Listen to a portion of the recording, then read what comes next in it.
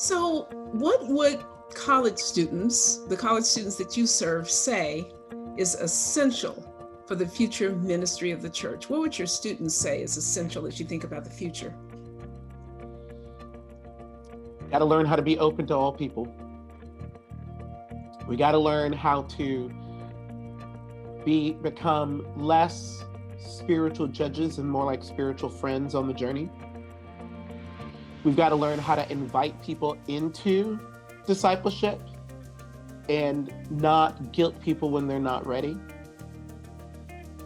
And we've got to learn how to integrate our theological positions with our public witness. Those are things that our students would say, my students would say, we've got to do for the future of the church. Tell me about the last one, given where we are as here in the U.S. as a country. Yeah. I think we have a good number of Christians that are rightly so afraid of politics, afraid to talk about politics. We've been told two things you don't bring up in a crowd, religion and politics. So one, we don't know how to talk about our faith, but we then also don't know how to talk about how our faith informs the way we live in this world and the things that we would agree and disagree on. And I think that one of the reasons is that we have missed the mark in some respects with integrating our public witness, our witness in the public square as it relates to government, civic service, as it relates to elected officials, as it relates to politics and policy. And here's what I noticed. I noticed that there are these pockets of individuals, who do that. They tend to be in specific parts of our church ideologically, or they tend to be individuals who went to very specific seminaries and took classes. And I'll tell you who misses those groups: the laity, the people in the pews.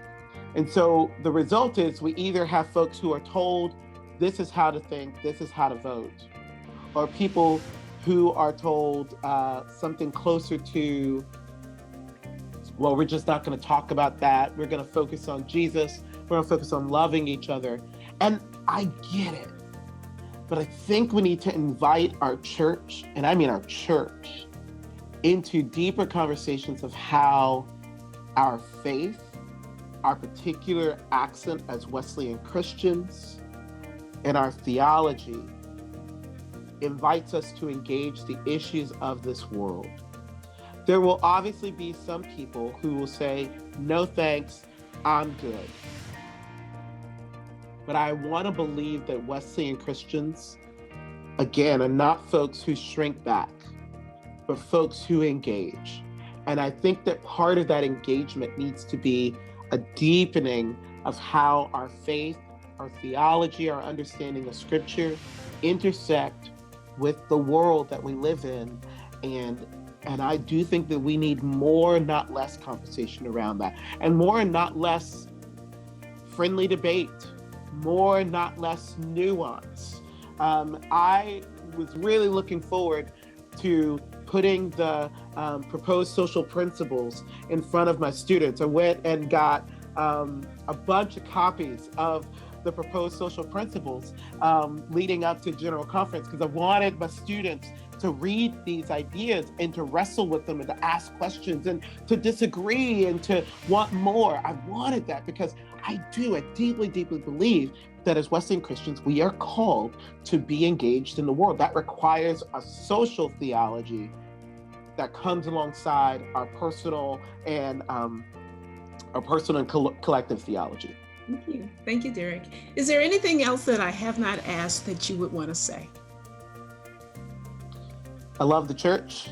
I love the United Methodist Church. And I have loved being in a church that is theologically diverse, because I think it offers the world something beautiful and unique. But it's hard. And I just want to say that, yes, I am in this for the hard work. I love this church that much that I'm willing to do the hard work to see us remain a diverse denomination that gathers around the table of Jesus, that empowers all people to be in ministry together and to the world. And I mourn that there are people who would rather not be a part of that kind of church. But I get it. And if you can't be a part of that kind of church, all good. But man, I am here for the hard work of creating a diverse church that is a beautiful, beautiful picture to the world of how people who do not see the world the same way can gather around the same table, celebrate the same God, and go leave that table in shared mission that looks different in different places. But we all know that it's about making sure that every single person in this world experiences the love of Jesus. So that's what I hope people know about me. I'm here for the hard work. Thank you, Derrick. This has been a wonderful opportunity to have a conversation with you. Thank you so much. Thank you, Kenitha. It's been great to be with you.